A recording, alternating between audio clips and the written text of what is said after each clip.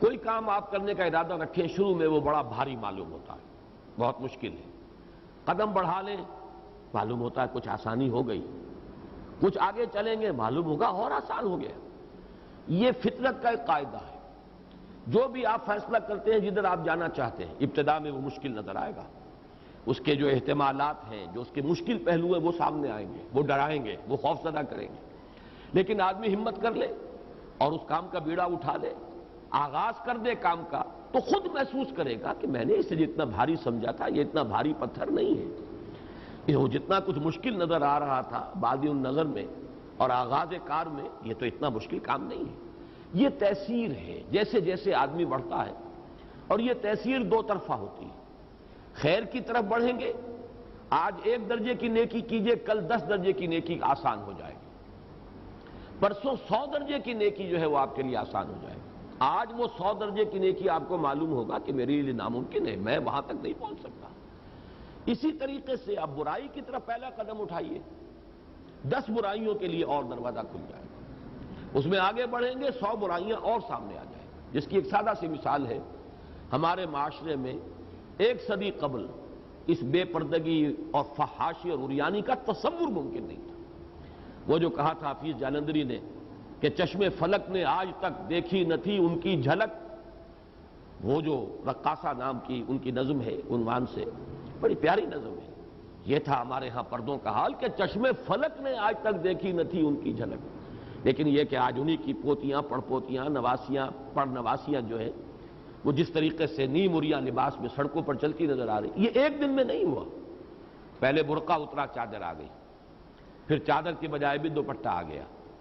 وہ دوپٹہ بھی اس کے بعد جو ہے بڑا باریک ہو گیا، پھر وہ ایک بٹا ہوا ایک رسی کے مانند وہ گلے کے اندر پڑا ہوا، اس کے بعد یہ کہ آستینیں چڑھنی شروع ہوئی۔ یہ سارے کام رفتہ رفتہ ہوتے ہیں۔ تو خیر کی طرف بھی بڑھیں گے تو درجہ بدرجہ بڑھیں، تدریج، وہ جو میں کل تفصیل سے بیان کر چکا ہوں، ہدایت میں بھی تدریج ہوگی، اسی طریقے سے خیر میں بھی تدریج ہے، اسی طرح شر اور بدی میں بھی آدمی ایک دم نہیں، بلکہ میں اگرچہ ہے تو وہ ذرا لطیفہ نہیں کثیفہ، کہ کوئی خاندان تھا کہیں ڈیرہ اسماعیل خان سے آ کر پٹھانوں کا آباد ہوا ملتان میں، ان کے قدیم رشتہ دار کبھی ملنے آئے، وہ آئے بھی بہت عرصے کے بعد، ہو سکتا ہے کہ 50-60 سال 100 سال بعد، معلوم ہوا کہ ہماری شاخ ایک وہ بھی تھی جو جا کر فلاں جگہ آباد ہو گئی۔ وہاں جا کر انہیں معلوم ہوا ان کی شہرت تو بہت بگڑ چکی ہے، بدنام ہو چکی ہے، یعنی وہ ہمارے ہاں کے جو بدترین طبقات ہیں ان میں ان کا شمار ہو رہا ہے۔ تو انہوں نے ایسے پوچھا کہ یہ کیا ہوا، کیسے ہوا؟ تو ایک جملہ ہے، یہ اصل میں وہ ملتانی زبان ہی میں اس کا حسن ہے کہ سائیں تھیندے تھیندے تھی گئے ہیں، یہ ہوتے ہوتے ہو گیا، بس ہمارے ساتھ کوئی حادثہ ہوا ہے، کوئی ایک دن میں نہیں ہو گیا، لیکن تھیندے تھیندے تھی گئے۔ یہ ہوتا ہے خیر کے لیے بھی اور شر کے لیے، یہ تیسیر ہے۔ قرآن مجید نے جو لفظ استعمال کیا تیسیر، ہماری زبان میں اس کا جو ایکویلنٹ ہے وہ توفیق ہے۔ اللہ کی توفیق کے بغیر، اللہ اگر توفیق نہ دے انسان کے بس کا کام نہیں، انسان ارادہ کرتا ہے، انسان ایک عزم جو ہے مصمم کر لیتا ہے، لیکن یہ کہ پھر توفیق خداوندی کے بغیر کچھ نہیں ہوتا۔ جیسے کہ ہم یہ دیکھ چکے ہیں جبر و قدر کی بحث میں کہ ایک انسان ارادہ کرتا ہے فعل کا اور عمل کا، لیکن یہ کہ وہ خود اس فعل کی تخلیق پر قادر نہیں ہے۔ واللہ خلقکم وما تعملون، اللہ ہی نے تمہیں بھی پیدا فرمایا، تمہارے اعمال کا خالق بھی وہی ہے، تم کاسب ہو اپنے فعل کے، کمائی کر رہے ہو نیکی کی یا بدی کی،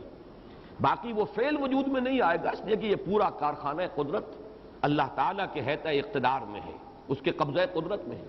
پتہ تک جنبش نہیں کر سکتا اگر اس کا اذن نہ ہو، بغیر اذن رب کوئی حرکت نہیں ہو سکتی، پتہ تک نہیں ہل سکتا۔ تو معلوم یہ ہوا کہ اذن رب، اب اذن رب کی ایک مثبت شکل بنتی ہے توفیق۔ اب توفیق کے لفظ پر بھی ذرا غور کیجئے، جیسے تیسیر یسر سے بنا ہے، توفیق جو ہے وفق یا وفق، واو فا قاف، اسی سے ایک اور لفظ بنا ہے موافقت، ہم آہنگی۔ اللہ تعالی ہمارے اندر، ہمارے مزاج میں، ہمارے باطن میں اس فعل کے لیے ہم آہنگی پیدا کر دیتا ہے۔ ہم نے ارادہ کیا، لیکن اب ہمارا مزاج، ہماری باطنی کیفیت جب اس کے ساتھ موافقت کرے گی اور جب اس کے ساتھ ہم آہنگی پیدا ہو جائے گی باطنی طور پر، تب ہم وہ فعل کر سکیں گے۔ تو توفیق اس سے موافقت سے، اسی طرح یسر سے تیسیر، اور یہ گویا کہ قانون خداوندی ہے۔ اسی میں جو منفی پہلو ہے اسی کی انتہا وہ ہے کہ آپ نے بدی کا ارادہ کیا، اللہ نے اجازت دے دی، اذن ہے، بلکہ توفیق بھی دے دی، آپ کے باطن کو بھی بدل دیا، اسی کے موافق کر دیا۔ اسی کو کہتا ہے اللہ تعالیٰ سورہ صف میں فَلَمَّا زَاغُوا أَزَاغَ اللَّهُ قُلُوبَهُمْ، جب وہ ٹیڑھے ہو گئے اللہ نے ان کے دلوں کو بھی ٹیڑھا کر دیا، جاؤ جدھر جانا چاہتے ہو، نُوَلِّهِ مَا تَوَلَّىٰ وَنُصْلِهِ جَهَنَّمَ، اب ہم حوالے کرتے ہیں اسے اسی کے جس کا کہ اس نے خود ارادہ کر لیا، جاؤ دفع ہو جاؤ، جو کرنا ہے کرو۔ پھر اس کے مزاج کی بھی ہم آہنگی ہو جاتی ہے اسی کے مطابق۔ اس کے بعد وہ اور بدی میں، ضلالت میں، گمراہی میں، شر میں بڑھتا ہے، اور اس کے اندر جو ہے اسی کے ساتھ موافقت پیدا ہوتی چلی جا رہی ہے، تاں کہ اس کا ایک آخری مقام وہ ہے جسے کہتا ہے اللہ تعالیٰ ختم قلوب۔ اب وہ وقت آ گیا کہ اب اس کے لیے پوائنٹ آف نو ریٹرن آ گیا ہے، اب واپسی ممکن نہیں ہے، چاہے بھی تو واپس نہیں آ سکتا،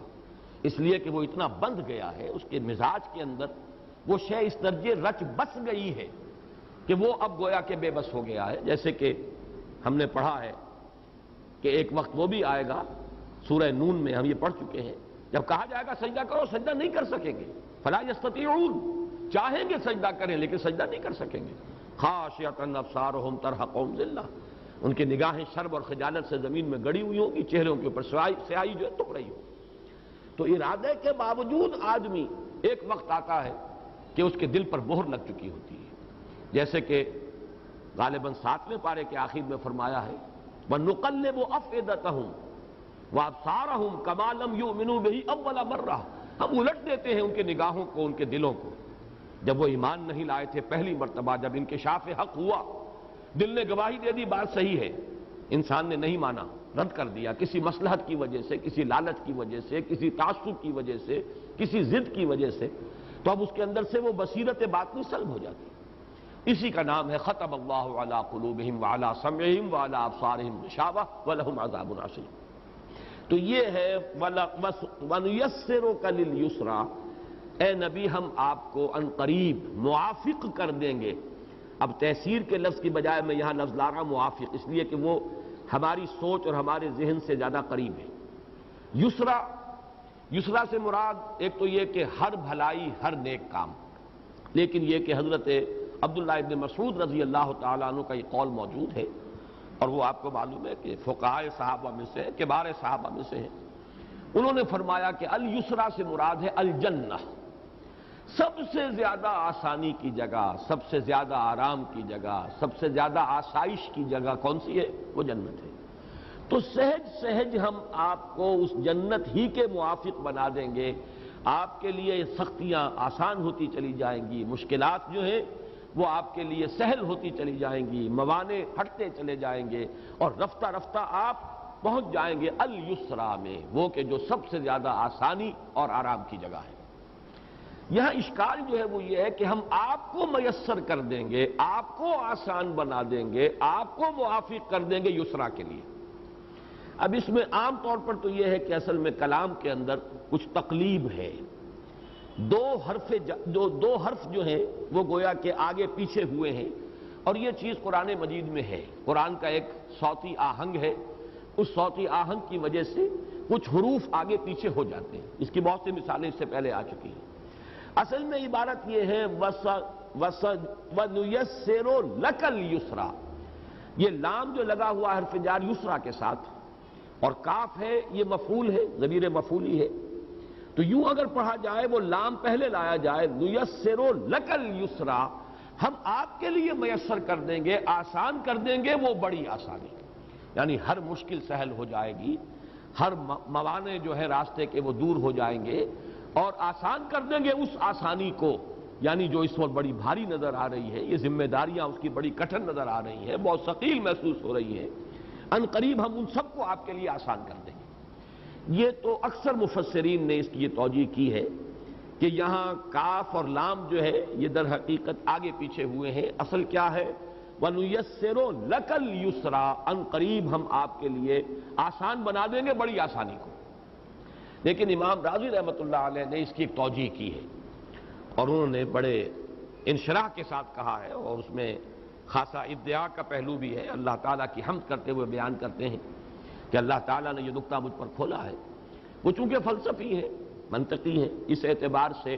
وہ ذرا اس پہلو سے کلام اللہ پر غور کرتے ہیں. انہوں نے یوں بیان کیا اس کو کہ ہر فعل جب تک کہ اس کا صدور نہیں ہو جاتا اس وقت تک احتمال باطن میں فاعل کے برابر ہوتا ہے، کروں نہ کروں. رجحان کرنے کی طرف اور رکاوٹ اس کے کرنے سے جب تک یہ مساوی رہتی ہے یا جب تک کہ رکاوٹ غالب رہتی ہے کرنے کے رجحان پر، وہ کام آپ نہیں کر سکتے. کام آپ کرتے ہیں اس وقت جبکہ آپ کا رجحان کرنے کا غالب ہو جائے. گویا کہ تبدیلی اولاً انسان کے اندر آتی ہے، اس کے اپنے رجحان میں، اپنے میلان میں. ہر شخص تول رہا ہوتا ہے، ہر لمحہ ہم جو ہے ایک دو راہے پر کھڑے ہیں، یہ کروں یا نہ کروں، یہ کروں یا وہ کروں، اس کو اختیار کروں یا ترک کر دوں، اختیار کروں یا نہ کروں. اب کرنے کے لیے بھی آپ کے اندر ایک میلان ہے، رجحان ہے. نہ کرنے کے لیے بھی کچھ دلیل ہے، وہ کہیں نفس دے رہا ہے آپ کا، یا نہ برائی سے آپ کی روح روک رہی ہے، آپ کا دل روک رہا ہے، آپ کا ضمیر نفس لوامہ روک رہا ہے. یہ اندر جب تک ایسا رہے گا کہ نہ کرنے کا غلبہ رہے کرنے کے ارادے پر، یا جب تک مساوی بھی ہو تو آپ عمل نہیں کر سکتے. یہ تو جب اندر کی کیفیت تبدیل ہو جائے، اندر انقلاب آ جائے. اب مجھے اس سے اقبال کا شعر یاد آیا، چوں بجاں در رفت جہاں دیگر شود، جہاں چوں دیگر شد جہاں دیگر شود. جب یہ قرآن کسی کے باطن میں اتر جاتا ہے تو اندر انقلاب آ جاتا ہے. اب اندر اس کی کیفیت بدل گئی. پہلے اسے زندگی عزیز ترین نظر آتی تھی، اب موت اس سے کہیں زیادہ خوش آئند ہے. نشان مرد مومن باتوں گویم جو مر گایا تبسم کر لبے اس. تو یہ تبدیلی تو اندر کی ہے نا. تو آپ کو ہم موافق کر دیں گے، آپ کے اندر وہ کیفیت پیدا کر دیں گے کہ کوئی مشکل محسوس ہی نہیں ہوگی. یہ در حقیقت وہ چیز آسان نہیں ہو رہی، وہ فعل آسان نہیں ہو رہا، وہ شے آسان نہیں ہو رہی. آسانی پیدا ہو رہی ہے انسان کے اپنے باطن میں، اس کی اپنی باطنی کیفیات میں، اس کے اپنے میلانات اور رجحانات کے مابین جو کوئی ایک تقابل ہو رہا تھا کرنے نہ کرنے کا، اس میں فیصلہ کن ایک ارادہ پیدا ہوتا ہے کرنا ہے، اور پھر انسان وہ کام کر گزرتا ہے. تو اصل میں یہ امام راضی کا کہنا یہ کہ یہی ترکیب صحیح ہے. وَنُيَسِّرُكَ، ہم آپ کو کے اندر ایسی سازگاری پیدا فرما دیں گے. یہ مضمون خاص طور پر جا کر سورۃ الانشراح میں آئے گا کہ در حقیقت یہ باطنی کیفیت جو ہے آپ کی یہ بدل جائے گی. شروع میں تبلیغ آپ کو بھاری نظر آئی. کیوں نظر آئی؟ ایک تو ہم یہ سمجھتے ہیں کہ تبلیغ میں لوگوں کی طرف سے مخالفت تھی، کسی نے تانا جو ہے وہ آپ پر کوئی چست کر دیا، کوئی فقرہ چست کر دیا، کسی نے پاگل کہہ دیا، کسی نے مجنون کہہ دیا. یہ گھراں گزرتا تھا، لیکن یہ ظاہری بات ہے. ایک باطنی کیفیت بھی تھی کہ انسان یہ چاہتا ہے وہ کہ جس واقعتاً جس کی لو اللہ کے ساتھ لگ گئی ہو کہ میں تو تنہائی میں بیٹھا ہوا اپنے رب ہی کے ساتھ اپنا ذہنی اور قلبی رشتہ استوار کیے رکھوں. جی چاہتا ہے پھر وہی فرصت کے رات دن بیٹھے رہیں تصور جانا کیے ہوئے. اس سے ہٹنا، جس کو ہمارے صوفیہ نے کہا ہے سیر عن اللہ الی اللہ. یہ 3 مراحل بیان کیے ہیں. ایک تو انسان اللہ کی طرف بڑھ رہا ہے، یہ سیر الی اللہ ہے، تقرب اللہ کا حاصل کر رہا ہے. پھر ایک ہے سیر فی اللہ، اتنا قرب ہو گیا ہے کہ اب اللہ تعالیٰ کی ذات و صفات ہی میں غور و فکر کر رہا ہے انسان، اور اپنے دل کا تار جو ہے اس کے ساتھ جوڑا ہوا ہے، مگن ہے اس میں. لیکن اس کے بعد مرحلہ آتا ہے، یہاں تک تو صوفیہ کا معاملہ ہے. لیکن جو نسبت نبوت ہے، نسبت رسالت ہے، اس میں حکم ہوتا ہے اب جاؤ اذهب الى فرعون انه طغى. اب یہاں طور کی بلندیوں پر ہم سے ہم کلامی کا شرف جو بھی تمہیں حاصل ہوا، جو لذت اللہ کے ساتھ مکالمے کی حاصل رہی، اب نکلو اس سے، جاؤ اب تانے بھی سنو اور تلخ ترین باتیں بھی سنو. لیکن یہ کہ تانا اور تلخ ترین بات اس کا بھاری ہونا یہ ایک بات ہے، اور ایک یہ کہ اس میں وہ جو ایک تعلق تھا، اس کی جو شدت تھی، اس میں جو یکسوئی تھی، اس میں جو ایک کیف اور سرور تھا، وہ ختم ہو رہا ہے. یہ ہے وہ شے کہ جو سب سے زیادہ بھاری ہے. آج یہ باطنی کیفیات ہیں، ان کو ہم لوگ اس لیے نہیں سمجھتے، اور اکثر جو لوگ اہل ظاہر ہیں صرف ان کو یہ تو نظر آتا ہے کہ کسی نے پتھر مار دیا یہ بڑا سخت ہے، اس کا جھیلنا اور برداشت کرنا. انہیں یہ محسوس ہی نہیں ہوتا کہ کیا لطف ہے اللہ کے ساتھ لو لگانے میں. خلوت ہو اور اللہ کا کے ساتھ انسان کا ایک قلبی رابطہ قائم ہو، اس میں کسی بھی شے کی دخل اندازی پھر انسان کو گوارا نہیں ہوتی۔ اسی سے علامہ اقبال نے اپنے ایک لیکچر کا آغاز کیا ہے، اور عبد القدوس گنگوہی رحمۃ اللہ علیہ کے ایک قول کے حوالے سے انہوں نے بیان کیا ہے کہ ایک نسبت ولایت ہے اور ایک نسبت نبوت ہے، ان دونوں میں بڑا فرق ہے۔ نسبت ولایت جو ہے اس کے حوالے سے شیخ عبد القدوس گنگوہی رحمۃ اللہ علیہ کا قول، محمد عربی بالائے آسماں رفت باز آمد، بخدا اگر من رفتہ میں باز نہ آمد میں۔ محمد عربی تو آسمان کے اوپر پہنچ گئے، ساتویں آسمان پر پہنچ گئے، سدرۃ المنتہا پر اللہ کے جو بھی تجلیات تھی ان کا مشاہدہ فرما رہے تھے، اور پھر واپس آ گئے۔ خدا کی قسم اگر کبھی میں پہنچ جاؤں تو کبھی واپس نہیں آؤں۔ اب یہ ہے وہ نسبت ولایت، وہ تو اسی میں مگن ہو جاتا ہے، وہی سرور وہی کیف، اس کو چھوڑنے کے لیے تیار نہیں۔ جبکہ نبی کا کام ہے، یہ نسبت تبلیغ ہے، نسبت دعوت ہے، یہ نسبت نبوت و رسالت ہے، یہ اس سے بلند ہے، لیکن یہ کہ شاخ گزرنے والی بات ہے۔ کہاں وہ تنہائی اور خلوت اور راز و نیاز اور مناجات اور وہ انائے کبیر کا کہ سامنے انائے صغیر کا آ جانا، کہاں یہ ہے کہ لوگوں در در کے ٹھوکریں کھانا، فقرے سننا، پھر یہ کہ وہ بھی کیفیت جو ہے وہ تو برقرار نہیں رہتی۔ یہاں پر در حقیقت اس کی طرف اشارہ ہے، اس لیے کہ یہ مضمون جیسا کہ میں نے عرض کیا ہے یہ ذرا کھلے گا آگے چل کر، یہ سورۃ اللیل میں فَسَنُيَسِّرُهُ لِلْيُسْرَى اور اس کے مقابل میں فَسَنُيَسِّرُهُ لِلْعُسْرَى، لیکن پھر آگے چل کر سورۃ الانشراح میں آئے گا اِنَّ مَعَ الْعُسْرِ يُسْرًا اِنَّ مَعَ الْعُسْرِ يُسْرًا۔ اے نبی یہ بات جان لے، سختی کے ساتھ ہی آسانی ہے۔ شروع میں سخت نظر آئے گا کوئی معاملہ، شاخ گزرے گا، پھر اس کے اندر آسانی پیدا ہو جائے گی۔ اسی کی ایک مثال میں نے بارہا دی ہے، یہ ایک واقعہ ہے غزوہ بدر کا، حضرت معاذ اور حضرت معوذ رضی اللہ تعالی عنہما، یہ دو ٹین ایجرز تھے، انصاری تھے صحابی، ٹین ایجرز۔ ان دونوں نے غزوہ بدر میں حضرت عبد الرحمن ابن عوف سے پوچھا رضی اللہ تعالی عنہ کہ چچا ہم نے سنا ہے ابو جہل ہے کوئی قریش کا سردار، اور وہ ہمارے نبی کو بہت برا بھلا کہتا تھا اور سلوک بڑا برا کرتا تھا، ہمیں بتائیں، ہم نے عہد کیا ہم اسے قتل کریں۔ انہوں نے کہا کہ بچوں تم کدھر کیا ارادہ کر رہے ہیں، وہ تو وہ بڑا سردار ہے، وہ جو اونچی کلغی لگائے ہوئے وہاں پر ہے، سوار ہے، اور اس کے ارد گرد تو بڑا پہرا ہے، تم کہاں جاؤ؟ کہ نہیں، بس آپ نے بتا دیا، آپ کا کام اتنا، تیر کی طرح گئے۔ اور یہ توجیہ میری ہے کہ شاید اس کے آس پاس جو تھے وہ جو بھی اس کے باڈی گارڈ ہوں گے، انہوں نے شاید یہ سمجھا ہو کہ تیر کی طرح نوجوان چلے آ رہے ہیں، کوئی خاص بات ہوگی، کوئی تعلق ہوگا اس سے، ابو جہل سے، ورنہ یہ کہ کون آدمی اگر ہوش و حواس اس کے درست ہوں، کون آئے گا اس طریقے سے ابو جہل کو قتل کرنے کے لیے؟ بہرحال جو بھی ہوا یہ تو ایک تعویل ہے میری، سیدھے گئے، وار کیا ہے، پھر وہ گرا ہے زمین پر۔ پھر یہ کہ اس وقت پھر جب اب ظاہر بات ہے جب یہ معاملہ ہو گیا ہے تو پھر چاروں طرف سے لوگ ٹوٹ پڑے۔ ان میں سے ایک بھائی کا، ایک غالباً حضرت معوذ کا واقعہ یا حضرت معاذ کا رضی اللہ تعالی عنہما، کہ ان کے ایک شانے کے اوپر تلوار کا وار پڑا ہے، پورا شانہ کٹ گیا۔ کہیں سے کوئی ایک تسمہ جڑا ہوا تھا کہ اب ہاتھ وہ لٹک بھی رہا ہے، مسلز کے تعلق منقطع ہو چکے ہیں، آپ اس سے کوئی کام بھی نہیں لے سکتے، لیکن یہ کہ وہ اب رکاوٹ بن رہا ہے چونکہ اس کی حرکت تو آپ کے کنٹرول میں نہیں رہی۔ تو ان کے بارے میں آتا ہے اور آدمی لرز جاتا ہے جب آدمی اس کا تصور کرے۔ انہوں نے اپنے اس ہاتھ کو جو کٹا ہوا تھا، لٹک رہا تھا، اپنے ایک پاؤں کے نیچے رکھا اور زور سے کھینچا، اٹھا کے پھینک دیا۔ لرز جاتا ہے،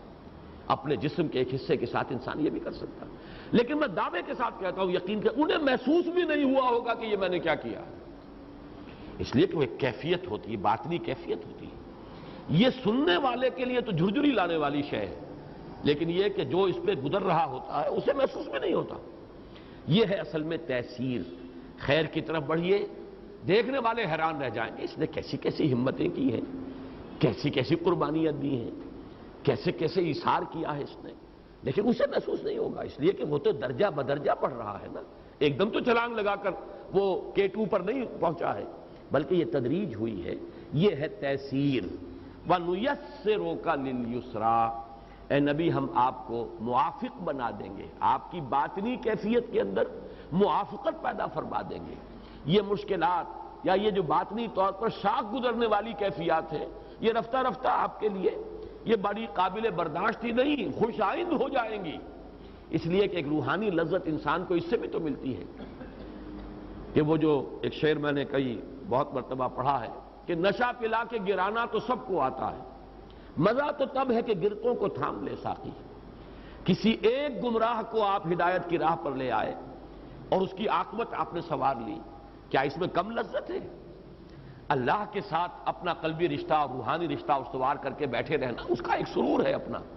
لیکن جب انسان دیکھتا ہے میری محنت سے، میری کوشش سے، میری تگ و دو سے فلاں شخص اس دلدل سے نکل آیا، تو جہنم کی طرف جا رہا تھا بگ ٹوٹ، اور اب اس کا رخ مڑ گیا ہے، اب وہ کدھر آ رہا ہے؟ خیر کی طرف، بھلائی کی طرف، نیکی کی طرف، اس کی زندگی میں انقلاب آیا ہے۔ اس سے جو باطنی مسرت ہوتی ہے، اس سے جو روحانی خوشی ہوتی ہے، جیسے کہ حضور نے حضرت علی سے خطاب کر کے فرمایا کہ یا علی لن یہدی اللہ بک رجلا واحدا خیر لک من حمر النعم، اے علی اگر تمہارے ذریعے سے اللہ کسی ایک شخص کو بھی ہدایت دے دے، وہ تمہارے لیے سرخ اونٹوں سے بڑی دولت ہوگی۔ یہ عرب کی بہت ہی محبوب متاع تھی، اونٹ اور سرخ رنگت کا اونٹ، اس سے کہیں زیادہ جو ہے یہ قیمتی شے ہے کہ تمہارے ذریعے سے ہدایت دینے والا تو اللہ ہے، لیکن تم ذریعہ بن جاؤ اس کی ہدایت کا، تو یہ تمہارے لیے سرخ اونٹوں سے بڑی قیمتی شے ہے۔ یہ ہے اصل میں وَيُيَسِّرُكَ لِلْيُسْرَىٰ۔